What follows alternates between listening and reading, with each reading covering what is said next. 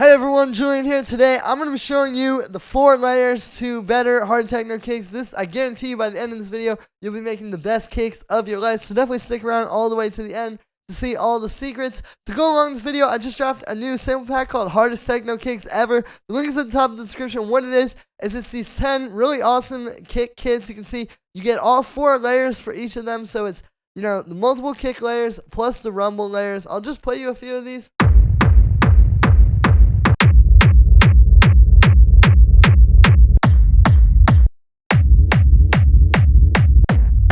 You can hear it's a bunch of really high quality smacking kicks. It comes with a free bonus pack of effects and some really high quality free bonus drum loops as well. Link is in the top of the description, guys. This is something that you can get that's really going to take your tracks to the next level. You know, with these types of tracks, the kick is almost everything. Like, if you have a really good kick, it can really make or break your track. So go ahead and grab these kicks at the top of the description. You can use these to make the best tracks of your life, learn from them, take them apart, rebuild them, kind of combine them in different ways. It's just a really great template, and it's very accessible, so you guys can make the best tracks of your career. Thank you so much for the support, everybody. Definitely go grab that link at the top of the description, and let's dive in. Alright, so 4 layers to a better techno kick. So the first layer is going to be your main kick layer. You always want to start with just the main kick.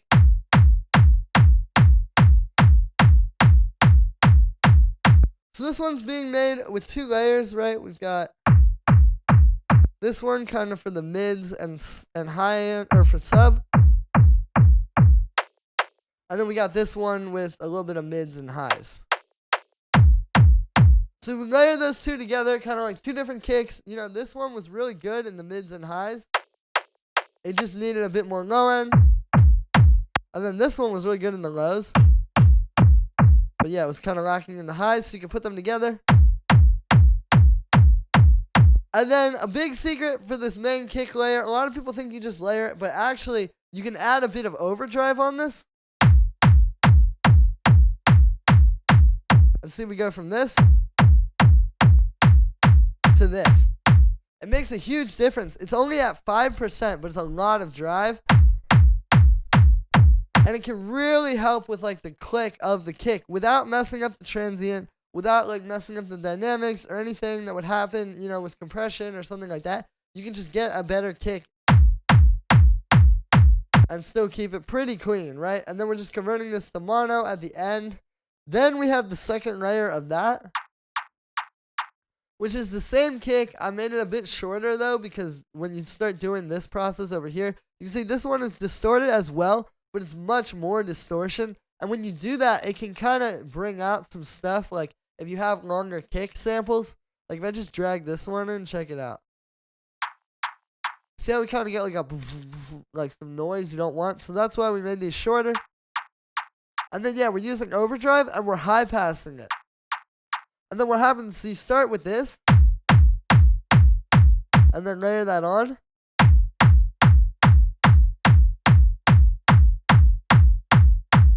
And it's very subtle. Like, you don't have it that loud.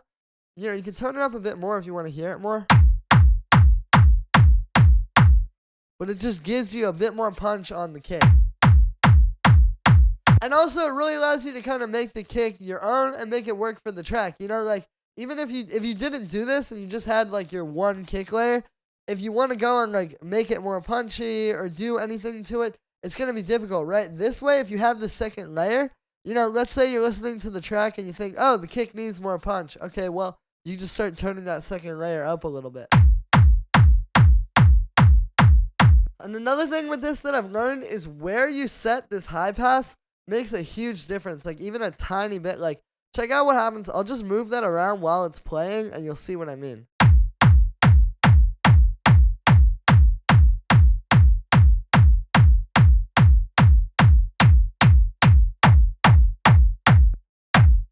See, you can get like a whole different kick based on where you set that. So definitely play around with that. And then yeah, we're converting that to mono. So once you have those, then you can go and get the main rumble. Right? So we just have a nice aggressive one here. What this is I'll turn off all the effects and just kind of go from scratch and show you how I made the rumble. So we're starting with that same kick that you just heard. delay, and we're filtering the delay, so it's mostly just the low end. Right? Distortion with this amp. Getting it nice and rumbly, and then we're low passing that. And I use the 12 dB low pass, so you kind of get like a bit more, crunch and like mid-range coming through. Utility, converting it to mono, because sometimes the filtering can do weird phase stuff. And then we're side chaining it to the side chain up here.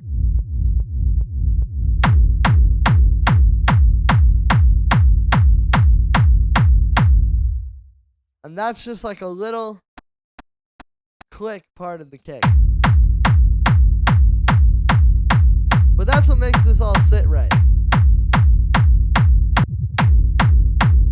And then we have the last layer, which is the second rumble layer, to just add a bit more texture to the rumble.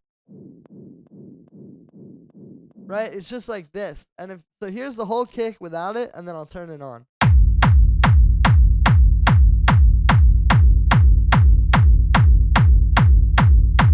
So it's subtle, but you can hear it just makes it a bit more warehousey, a bit more kind of like industrial. So it's that same rumble. You can see it's the kick, the delay. Here, though, I added a reverb, actually, before the distortion. So it kind of washes it. It's more of like a instead of that, like, more crunchy, distorted thing.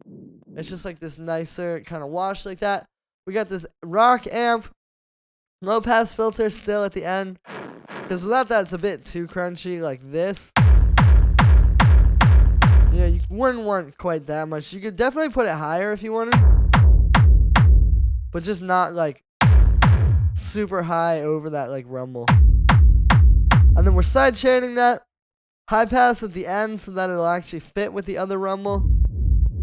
And then converting it to mono. And then the last thing here would be the actual processing on the whole thing. Because once you have these 4 layers, you're not quite off the hook yet. There's still some stuff you need to do.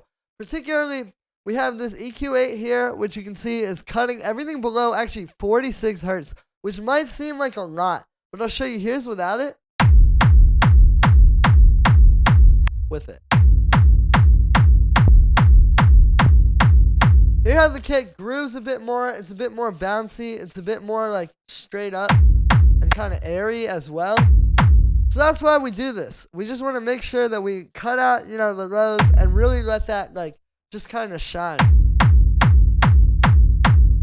in the area where it's the best, rather than having all that, like, kind of sort of mud in there, We're just cutting that out.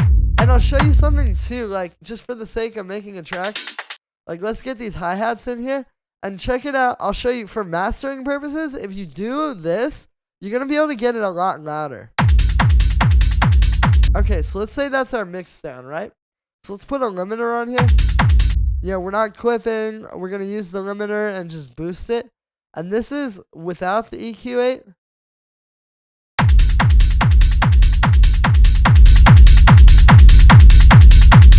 So it's nice and punchy, but see how there's also some crunch? Now if I cut that, the crunch goes away, and we can push it even harder before it's even gonna get crunchy again. And so that's basically why we do that. It's for the sake of like the whole track just being a lot cleaner and not having so much sub in there that then when it's mastering time will get in the way. So we're doing that. I have a utility afterwards converting it to mono, because sometimes this can introduce some phase issues with EQ8. You definitely want to be careful with that. And there we are. So if you follow those steps and use these 4 layers, I promise you'll be able to make the best techno cake of your life. Today, that's going to be it for this one, guys. Thank you so much for the support. As always, make sure to like this video as well as subscribe. And let me know what you think of this video in the comments. Like I said in the beginning, you can get the hardest techno cakes ever pack right at the top of the description on my website. Definitely go grab that, guys. It's a really great template for making these cakes. Again, you get these awesome 10 cakes with all the individual layers.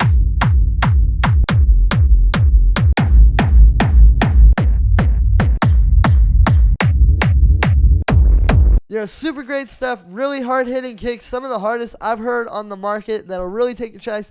to the next level today, guys. I'm telling you, I'm not just saying this. This is really because I've engineered these things. I put a lot of time in here to studying these and making these packs that you guys need to make the best tracks of your life. I promise, if you grab this, your tracks will start sounding a lot better. The kick and bass really are so much of what you're hearing that if you get these 10 solid kicks, you will never make a bad track again. Thank you so much for the support, everybody. Every little bit helps. I really don't make a whole lot off of YouTube, but with these packs, I'm able to keep going. Plus, it supports you guys making the best tracks of your life. Thank you so much, everybody, and I'll see you tomorrow with another video.